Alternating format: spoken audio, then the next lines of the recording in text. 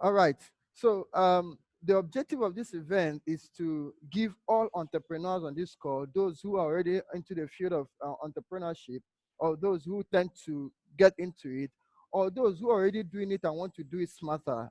So at the end of this section, you should be able to understand what is required of you to build a successful startup. So, and it's going to be a section that is so interesting and engaging. So, with no much talks, I would want to say that we have two speakers that would take us on this journey. Uh, the first person I would want to introduce is Mr. Kola. And before I go ahead, I want to let you know that this section was also inspired as a result of the application that we opened earlier this year on joining our startup club, RAD5 Startup Club, and we had over 40 applications. That is to say that they are young persons who wants to build innovative products. So as a groundbreaker, before we start the cohort properly, we decided to lay a foundation. You know, before you build a house, you ought to lay a foundation. So this is one of the foundations that we are laying to see that those who happen to join us on, in our 2022 cohorts would really understand how the journey is, whether it is so smooth, whether it is so rosy or rough, so that you won't think it's so easy to hear that you have acquired $1 million or $20 million and so on and so forth. With that said, with that said, I will want to introduce our speakers. The first speaker that will be speaking to us is a friend. He's a mentor, he's a colleague in the business. I got to know him when he was running a startup. I never wanted to mention that portfolio, so it's better he mentions it. We reached out to him. He's based in Lagos and currently the program manager at a hub in Lagos. He's experienced in this.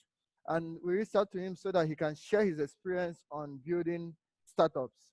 So I would want to bring to the floor Mr. Kolapo, who happens to be the startup program manager at Vatebra hubs in Lagos.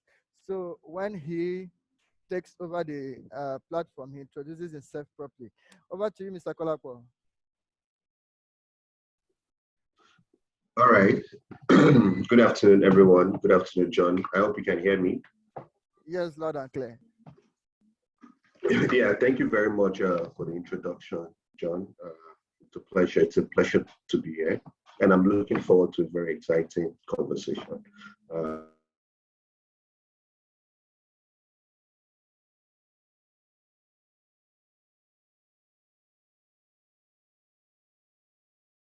With everyone here today. All right, can I go ahead to my presentation? Yes, sir, you can, please. All right, thank you. So let me just share my screen. Okay.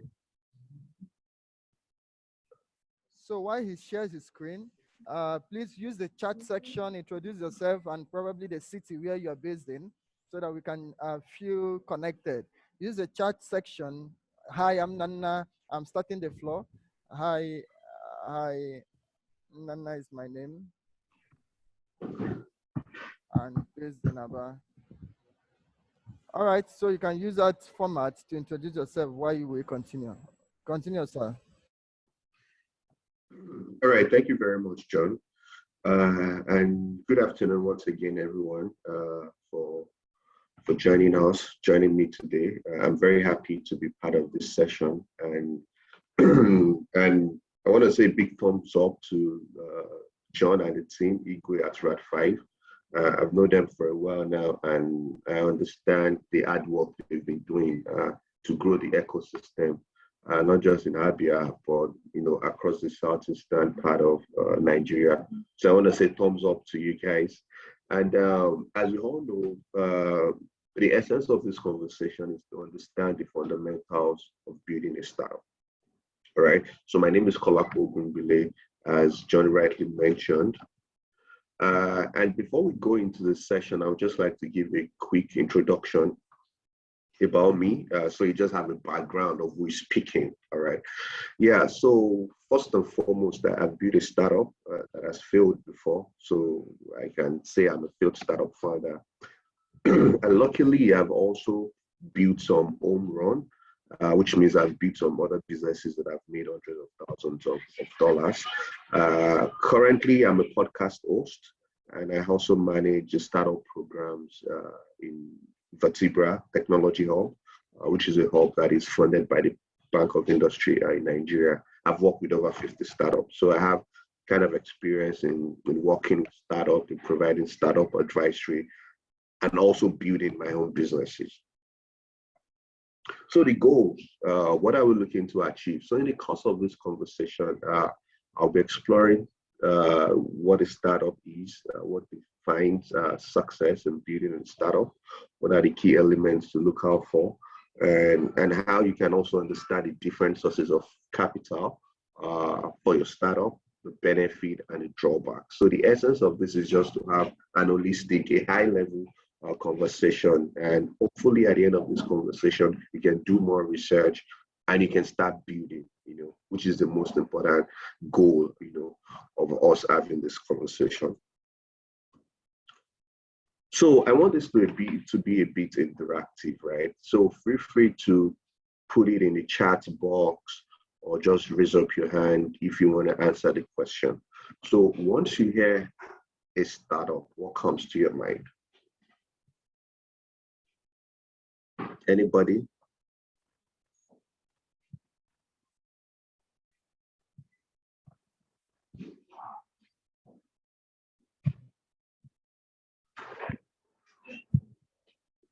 So what comes to your mind? Feel free to put it in the chat box, or you can as well just raise up your hand or unmute. And I would just like to hear, what your opinion is on this. Then we can proceed on the conversation. Anyone?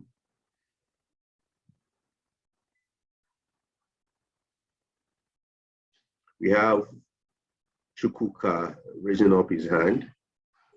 Can you go ahead and just tell us, unmute? Okay, I can say a startup is, starting something new, probably something you've not been doing before. Okay, very good. That's a great response. Thank you very much, Chukuka, for pointing that out. Anybody else? Of course, like I said, please feel free to put this in the chat box so you can raise up your hand. We have somebody else raising up his hand. Please go ahead. You can unmute.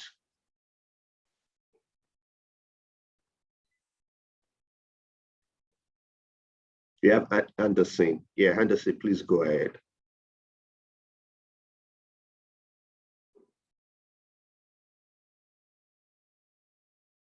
Hello, Anderson, are you there? We can't hear him. I have somebody. Yeah, but I can said it on the chat, yes. On the chat, yeah. So Anderson says startup is a company or a firm that solves a problem and it's innovative, amazing. That's also a great response to look at what a startup is. And John, I just want to know, how many minutes will I be speaking for, so I can understand, how deep to go in this conversation. You have 20 minutes for your section and 10 minutes for questions. All right, perfect. Thank you. All right, yeah, so we have two wonderful responses now about what a startup is. Chukuka said, it means you're starting something new. We have Anderson. Anderson said it's a company or firm that solves a problem and it's innovative. And that's really amazing, questions in terms of ways to look at what a startup is. So when you think about a startup, maybe some of the companies, organization that comes to your mind is like Meta or Facebook or Jumia or Tesla. And these are big organizations that started out with, maybe a typical example is the Facebook story. Facebook was probably born in a dorm room. But now this is a company that is publicly traded. Tesla is a company that is publicly traded. Jumia is a company that is publicly traded. Although this company started as startups, they can no longer be regarded as startups now because of the growth that they've achieved. And also, when you're thinking about startup, you should understand that it simply means a new business, all right?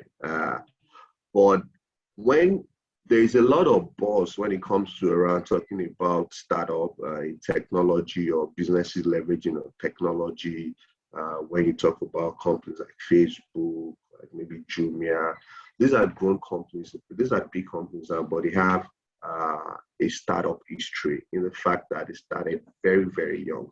But that doesn't mean that a company that is not core technology based is not a startup, all right? So what I'm trying to say is that essentially startups are businesses that are very new. We've all heard of Kilimanjaro, right? They are a chain of fast food restaurants, okay? I think maybe the company started some years, 8 years or 9 years back in Port Harcourt. And it's a normal company that is starting at that time when Kilimanjaro was starting out, they can be regarded as a startup. The fact that this guy is selling food and you're building something online doesn't make you different from the other business. The fact that you guys are young and you're new businesses, you can all be regarded as a startup. And I would also like to talk about SMEs so that we can have a clear understanding in terms of where the intersection comes in, all right? So this is a definition of what SMEs or MSME means by the Bank of Industry. We can see a micro business is a business with less than 10 employees that has a total asset of less than 5 million naira, that has a total revenue of less or equal to 20 million naira per annum. Small businesses has grown, has like 11 to 50 employees, is doing 100 million naira per annum. Medium businesses has like 51 to 200 employees. Assets of over 100 million naira to 500 million naira, and the turnover is 500 million naira or less than 500 million naira in a year. Okay, so and there is no way you build a startup. Of course, you can't start building your business without growing your team. So I just want us to understand that there will be some intersection in terms of place between the businesses that you see as an SME or MSME and a startup. So what are the key things that can actually distinguish a startup or from an SME? Startups are rooted in innovation. That is one of the key distinguishing factors of a business that is built to grow very fast. All right. And I remember Henderson also mentioned it, that it's a business that is innovative. Yeah, that's perfect because it's rooted in innovation. All right. And it's also a new business. Don't forget, it has to be a new business. You know, a business that is already a Fortune 500 company or is traded on the stock market can't be regarded as a startup again. All right. But in the early days, they can be a startup. But when starting out, these are businesses that are rooted in innovation. Okay. And they also aim for speed and growth. All right. That's why these businesses require a lot of investment over their lifetime, over the life cycle of the businesses, or even the business going on the public exchange is a way the business is looking to raise money for growth, for speed. All right. And the ultimate goal of a startup is known as the exit, which is the sweetest part, you know, for any founder or any investor, which I'm going to get to in the course of this presentation. Now, what is a startup? A startup is at a point when a company is selling its shares to the public or is being listed on an exchange. You know, we have the Nigeria Stock Exchange, we have the New York Stock Exchange, we have the NASDAQ, we have different exchanges across the globe. So the ultimate goal, a small business might not, or a SME business as defined by Bank of Industry, for example, might be a business that is not looking for an exit, all right? But a startup that is deeply rooted in innovation will be looking for an exit. all right, which is the ultimate goal for the investor or the founder that is looking or aiming for speed and growth. And businesses in different sectors take different times for them to get to exit. For example, I think it took PayPal 4 years before the investors or before they were listed on the stock exchange. I think it took maybe Square 4 years. There are some businesses in some sectors that takes longer. Maybe businesses in hardware typically take 11 years for them to get an exit. Businesses in, I think it took it took Facebook like 7 years. I think it took Google like 4 years. So businesses in different sectors have different, timeline before they finally get to exit. But in the course of the conversation, we'll talk more about what founders should look for in trying to raise funding. Is funding really important? And do you need to even raise funding for your business? So what will define success for you in building a startup? Now we understand some of the key elements in terms of what a startup is. We understand what a startup is. It's a new business. Some of the key elements is innovation. If you're looking for growth, a business that is not necessarily leveraging technology can also be regarded as a startup as long as it is made. So what are the defining elements that can make these businesses successful? The first thing is the team, all right? Who are the team members, all right? I remember John shared something that there are businesses now that are raising millions of dollars. The question is, why are these businesses raising this amount of money, all right? And maybe I'll also talk about in the course of the presentation, which can be like some unspoken rule in the startup world. Domain expertise is also very key. How do you know the space or the industry you're playing in? And a typical story of this is Tim Hapt. We all know Tim Hapt, or probably heard about Tim Hapt, or probably used their POS to collect cash. So the founder of Tim Hapt used to work at InfoSwitch for so many years before he left and started building Tim Hapt, which is initially started as an infrastructure for banks. Then they moved into the money me or the point of sale business. And now Tim Hapt did revenue of over 40 billion US dollars last year. All right. Tosin, who is the founder of Tim Hapt, before he started the company, he has domain expertise. He has worked for so many years in InfoSwitch before starting out his company. So those are some of the key elements, all right, that can help define your success, as a startup founder. Number two, the third one is the drive. It takes a lot of time and it takes a lot of hard work. People say, I want to start my business because I want to have time for my family or myself. I think that's the opposite. If you want to start a business, you probably wouldn't even have time again for yourself or your family, because it's a lot of work and it's a lot of sleepless nights. People just don't go into business. I don't think business, although it can give you some form of flexibility, but it's a lot of hard work and it's a lot of grind. And another key factor element is the market size, in terms of the size of the market. How big is the market? These are some of the elements investors look out for, or professional investors look out for at the point of making the decision to invest in your business. All right. So I'll just try to reemphasize this in terms of some of the defining elements that can make you build a successful business as a founder. Do you have the entrepreneurial skills needed? All right, what have you done before? All right, I mentioned domain expertise.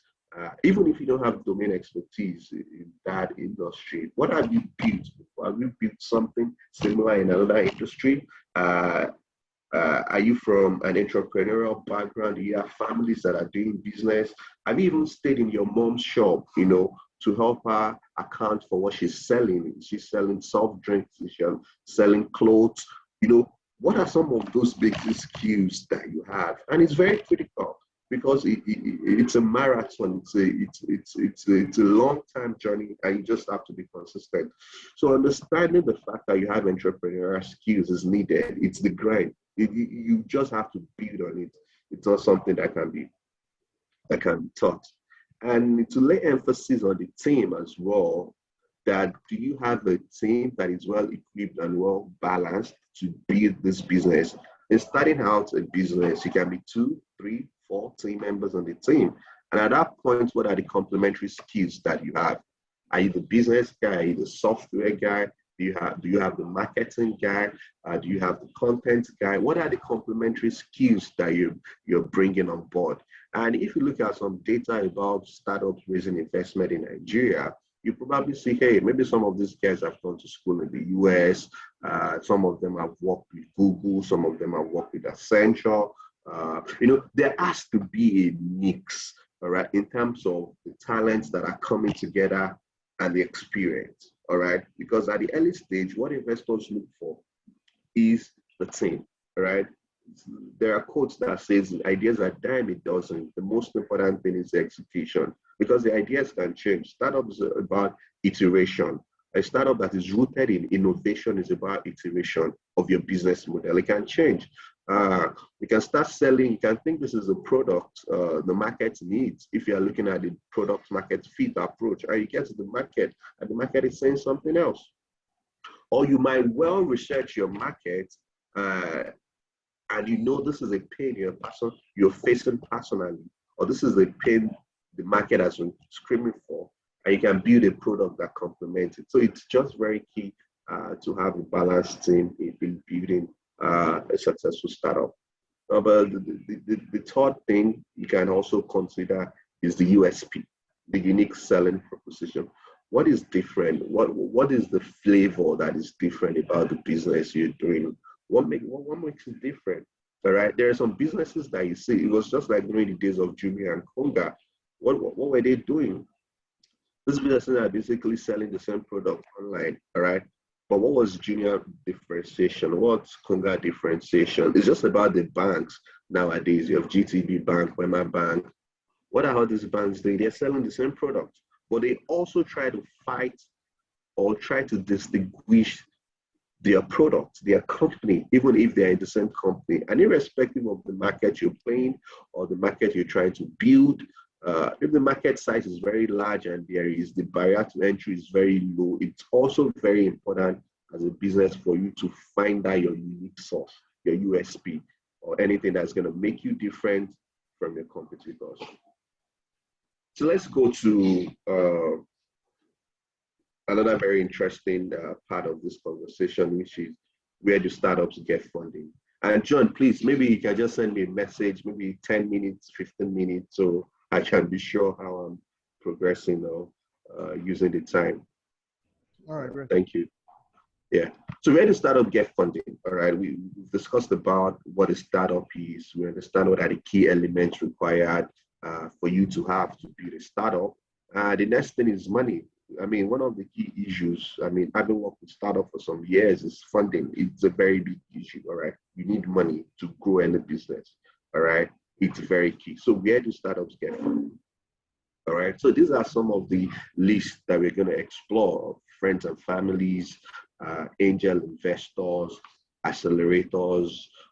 I'm just putting in incubators because incubators don't necessarily, invest in startup, but just to clarify that, I will clarify that in the course of the presentation. Startup also raise money from crowdfunding. Interestingly, we have a platform that you can do that now in Nigeria. And most importantly, VC firms. These are the guys that invest from maybe $25,000 to as high as hundreds of millions of dollars in startups. We have corporate investors, we have family offices, we have banks, and of course, your customers. Yeah. So these are all sources of ways businesses or startups can raise funding for their business.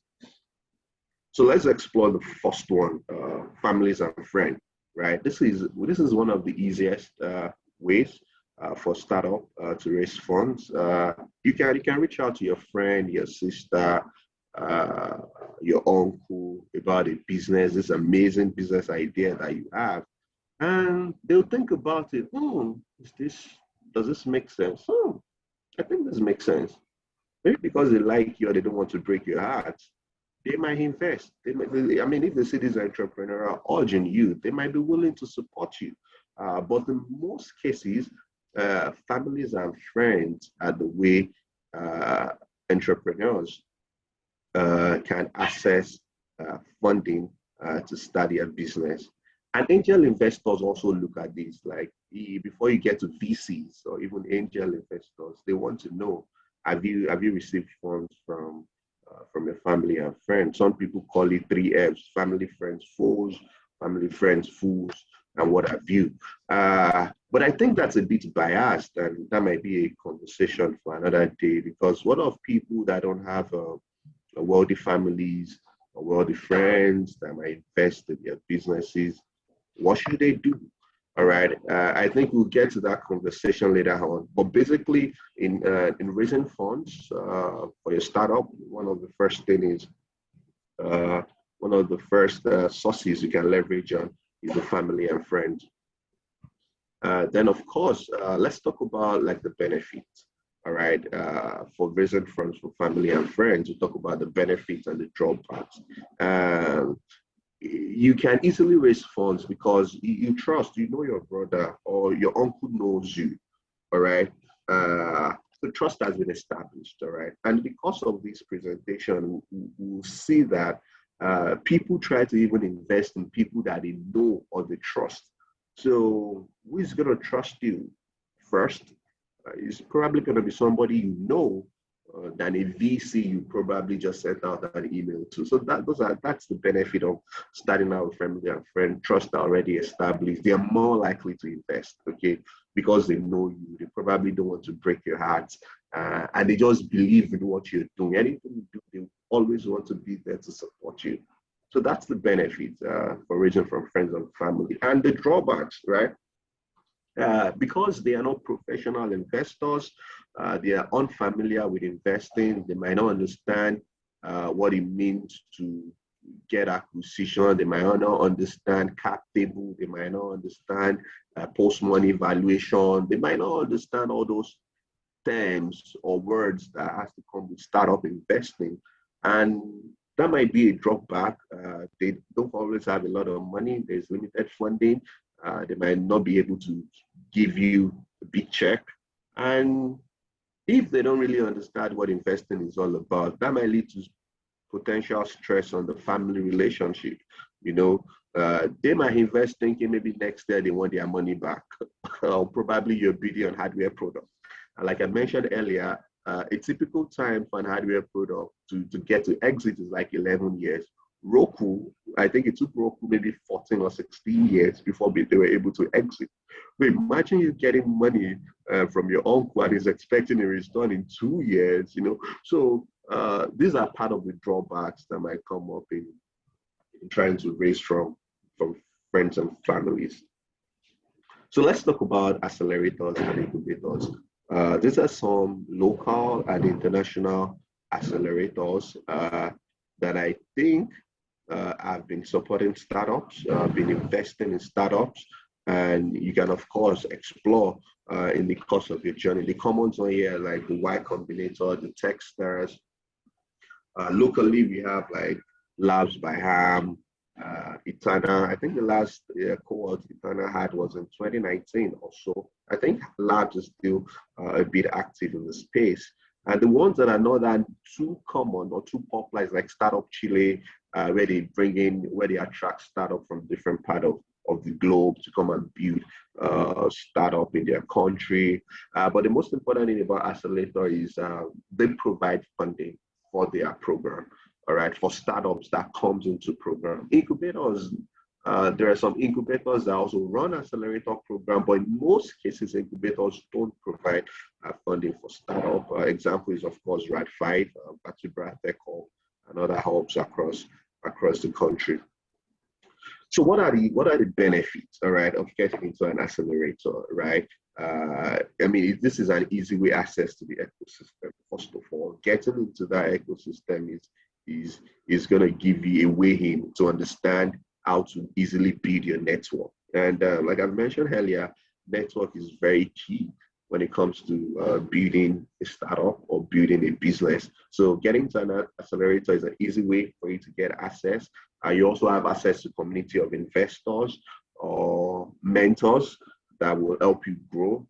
It's very competitive and it's curative. You have other startup, in the same cohort, building stuff that you can get inspired from, you can learn from every day. And those are some of like the key benefits of being in an accelerator program. And what are the drawbacks, right? They're mostly early stage. There are some businesses that are growing very fast and might not necessarily fit into an accelerator program because of what they have set investments, right? So you have an accelerator program that says, okay, we're investing $45,000 for 10% of the company, all right? For example, like Y Combinator. Y Combinator, I think, used to be $125,000 for 70%. I think now it's up to $500,000. And there is this MFN, most favored nation clause as well. So the drawbacks might be like sex investment that is already, any businesses coming through this accelerator program, this is the equity you have to go by. Maybe in some cases, they might tweak that, but it's very hard, all right? The program is also biased towards venture select. So those are some of the drawbacks in considering an accelerator to raise funds for your business. All right, interesting one. We've all heard of angel investors, right? Angel investors, this is one of the key ways businesses can also raise funds from. And please it's different check your message, Mr. Kola. Sorry. Go ahead. All right.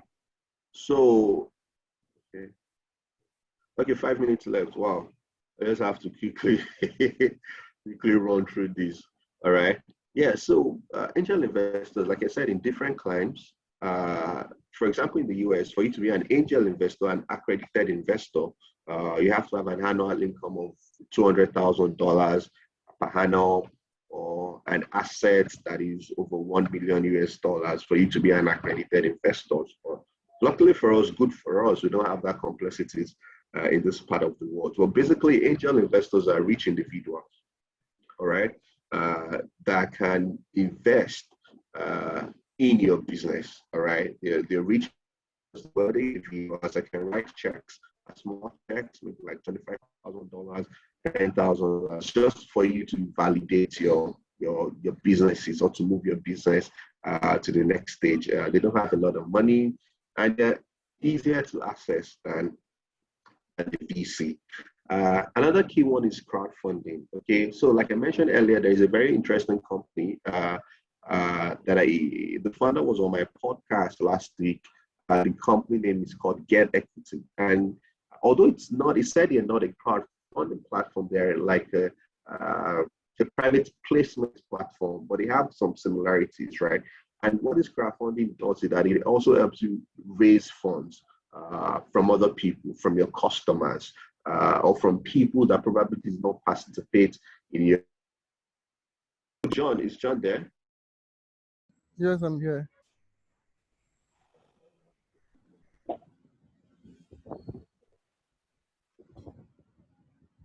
Thank you for noting that.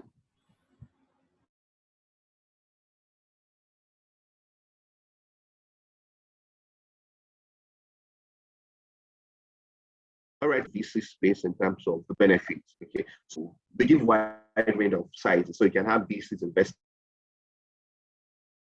as high as hundreds of millions of dollars. So there is wide range of sizes in terms of check, and they have experts. All right, so because they have pool of funds from their limited partners, they're able to provide extended expertise beyond just support capital. They can help you in recruiting part of your team. They can provide all the supports that can help you grow. And the drawbacks, we've all heard of the Apple story where Steve Jobs was fired from his company. That's what happens in some cases when you get VC. You must be willing to move very for idle. So, I mean, not all businesses are fit to take VC money. It's just important for you to understand what you're building and the essence of what you're building. So you know if VC money is the right kind of fund for your business. All right. So these are the other investors. And the very, very important one I also like to talk about is your customer. The customer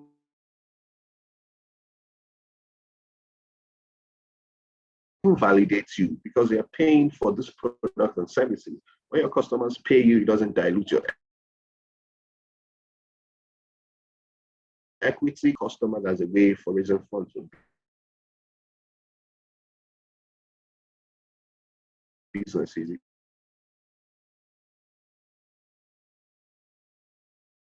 Also, a startup is we've talked about defined success. We've spoken about the key elements. We understand the different sources of capital, their benefit, and drawbacks. So at this point,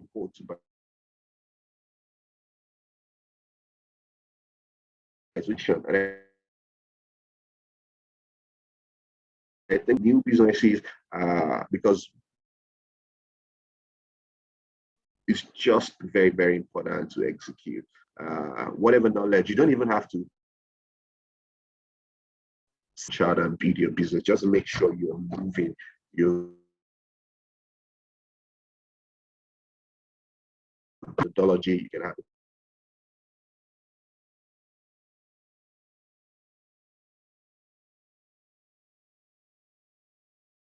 businessman will have it that just is catching dust somewhere. But those are some of the tools that you can still use. Most importantly, education without execution is extinction. Thank you everyone for listening to me. I hope you've learned one or two things, and I'll be happy to take your questions now or after the session. Thank you very much, and over to you, John. Okay, Mr. Kola, thank you for this interesting section. Just a recap before we start attending to questions. It's so interesting to know. One important thing he mentioned I so much loved is that he's you can call him a failed startup founder. It's funny, but failure does not mean that you failed. Just like my colleague, the next speaker would share more on that. An entrepreneur who failed did